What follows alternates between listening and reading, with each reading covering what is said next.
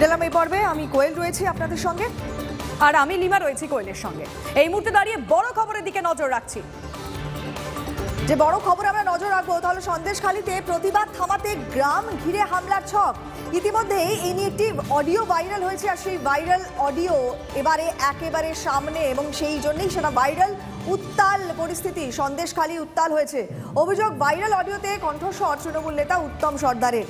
3 দিক ঘিরে 25 জন আন্দোলনকারীকে তুলে এনে ট্রিটমেন্টের হুমকি। একবার শোনাই আপনাদের সেই ভাইরাল অডিও। সারাশি আক্রমণ করে ভাবছি একটা গ্রামে 3টে রাস্তা আছে, 3 দিক থেকে 200 মতো ছেলে ঢুকে গড়পত্তায় মারবো, মেরে বের করে। এই জন্য আজকে যাবো আমরা এক জায়গায় একটু প্ল্যানিং করতে। বিকাশ সিং এর বাড়ির পিছনে ওই গ্রামটা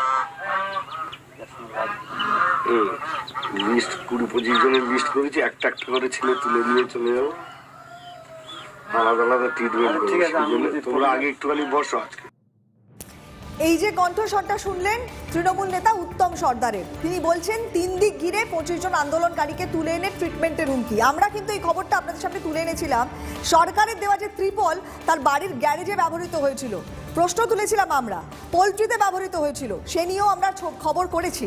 তারপরেই প্রশ্ন ওঠে কিভাবে, এবং এই খবর যখন সামনে আসে তারপরে এই অডিও ক্লিপটা ভাইরাল। এই হুমকি, ট্রিটমেন্টের হুমকিটা দেওয়া হচ্ছে, তার মানে কি কোথাও ঘটনা ধামা চাপা দেওয়ার জন্যই এই হুমকি? কিভাবে অডিও ভাইরাল হলো, কিভাবে তা সামনে এলো, জানার চেষ্টা করবো। সৌরভ সরাসরি আমাদের সঙ্গে রয়েছেন, সৌরভ দত্ত। সৌরভ, এখনো পর্যন্ত কি খবর পাওয়া যাচ্ছে এই উত্তম সম্পর্কে? কোয়েল, দেখো এই ঘটনার কেন ঘটলো, এই অডিও ভাইরাল কেন হলো তা বুঝতে গেলে ঘটনা পরম্পরার দিকে চোখ রাখতে হবে। আজ শনিবার, বৃহস্পতিবার এবং শুক্রবার TV9 বাংলা লাগাতার সন্দেশখালীর মাটিতে যে আন্দোলন সংগঠিত হয়েছে সেই আন্দোলন নিয়ে খবর সম্প্রচার করেছে, যেখানে সেখানকার সাধারণ মানুষ, সন্দেশখালীর পুলিশ বাধা দিল, সেই বাধাকে উপেক্ষা করে সন্দেশখালীর মানুষ, আপামর আবাল বৃদ্ধ বনিতা রাস্তায় নেমে তারা শিবু হাজরা, উত্তম সর্দার কিভাবে তাদের জমি দখল করে, একের পর এক জমি দখল করে মাছের ভেড়ি তৈরি করেছেন, সরকারি খাল, সেই সরকারি খাল কিভাবে উত্তম সর্দার নিজের জমিতে নিয়ে গেছেন, আর তার পোলট্রি ফার্মে কিভাবে আমপানের ত্রিপল, সেই ত্রিপল ব্যবহার করা হচ্ছে, এই সমস্ত বিষয় ঘিরে সরব হয়েছিলেন, অভিযোগ করেছিলেন, সকলে মিলে অভিযোগ করেছিলেন। এবং সেই অভিযোগ জানানোর সময় তারা এই আশঙ্কা প্রকাশ করেছিলেন যে এই যে মুখ খুলছি আমরা, আজ যে মুখ খুললাম, রাতে আমাদের উপরে হামলা হতে পারে।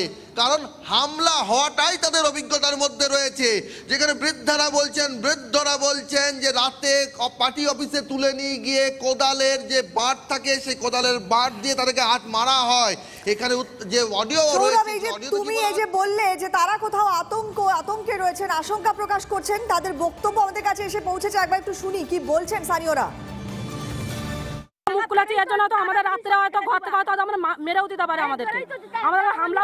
মুখ্যমন্ত্রীর কাছে আর্জি যে এদের কি শীঘ্রই অবিলম্বে এখান থেকে সরিয়ে নিয়ে যাক, তারা হলে বাপ ছিঁড়ে খেয়ে ফেলবে।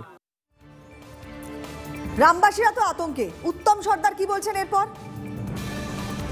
আপনার একটা অডিও ক্লিপ ভাইরাল করে দিয়েছে, তো শুনেছেন? একটা কথা বলবো, একটা কথা করবে, অডিও ক্লিপ ভাইরাল করে দেয়, যে পারে করে দেয়, যা পারে করুন। মানে কথা বিকৃত করেছে তো। জল করতে গেলে মানুষের জমি দিয়ে লিজ দিতে হবে। আমাদের 15 জন লিজ তাদেরকে বলেছিলাম মাঘ মাসের শেষে লিজ দেবো। তার আগে তারা বিজেপি CPM এর চক্রান্তে তারা এই জিনিসটা করছে। তাদের লিজ দিয়ে দেবো, মিটে যাবে। আমরা লিজ দেওয়া শুরু করে দিয়েছি। আচ্ছা, আর এই অডিও ক্লিপটা আপনার কথাগুলো বিকৃত করে রেকর্ড করে করেছে তো, এটাই বলছেন তো? হ্যাঁ। সৌরভ, তুমি তো কথা বললে, শুনলাম। এই মুহূর্তে বলছেন তার গলা বিকৃত করে রেকর্ড করা হয়েছে। এতটা কিভাবে বিকৃত করা সম্ভব? 1 নম্বর। 2 নম্বর, এটা নিয়ে তো ইতিমধ্যে রাজনৈতিক চাপানুতর শুরু। বিরোধীরা তো ছেড়ে কথা বলছেন না।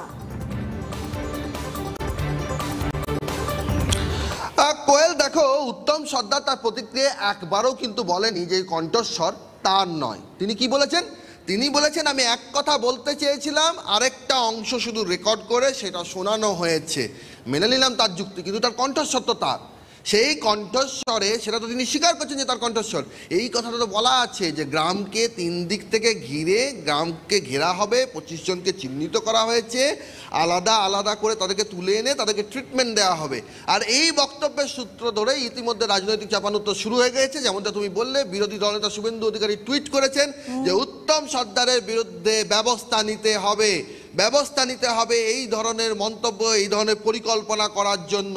ফলে সব মিলিয়ে পুরো বিষয়টা নিয়ে সন্দেশখালীর রাজনীতিতে শাহজাহানের পর, শিবু হাজরার পর এবার উত্তম সর্দার, তার ভূমিকা নিয়ে নতুন করে একটা পরিস্থিতি কিন্তু তৈরি হচ্ছে, যে পরিস্থিতি সম্পর্কে ইতিমধ্যেই TV9 বাংলা, একমাত্র TV9 বাংলার কাছে আশঙ্কা প্রকাশ করেছেন সেখানকার মানুষ যে হামলার মুখে পড়তে পারেন তারা। তারা মুখ্যমন্ত্রীর কাছে আর্জি জানিয়েছেন যে এদের হাত থেকে যদি নিস্তার না পায় তাহলে সাধারণ মানুষকে ছিঁড়ে খাবে এই নেতারা। তারা ঠিক বলছেন কিনা সেটা প্রমাণ করার দায়িত্ব সেখানকার প্রশাসনের, সেখানকার তৃণমূল নেতৃত্বের এবং অবশ্যই রাজ্য তৃণমূল নেতৃত্ব এবং রাজ্য প্রশাসনের। একদমই আমাদেরও নজর থাকবে সৌরভ। তুমি যেমন পর পুঙ্খানুপুঙ্খ বিষয়ে নজর রেখেছো, এক্ষেত্রেও তোমার নজর রয়েছে। প্রত্যেক মুহূর্তে এই খবরের কি আপডেট হয় তুলে ধরবো, আর উত্তমে আর কি কি সামনে আসে সেটাও আমরা তুলে ধরবো। সঙ্গে থাকো তুমি। আর ইতিমধ্যে আমরা যেটা জানতে পারছি, শেখ শাহজাহান ডাকে নিয়ে এত কাণ্ড, তাকে এবারে ইডি দ্বিতীয়বার নোটিশ পাঠিয়েছে, ইমেল করে নোটিশ পাঠানো হয়েছে। এর আগেও তাকে নোটিশ পাঠানো হয়েছিল, তিনি হাজিরা দেননি। এবারে আবার তাকে দ্বিতীয়বার নোটিশ পাঠানো হয়েছে।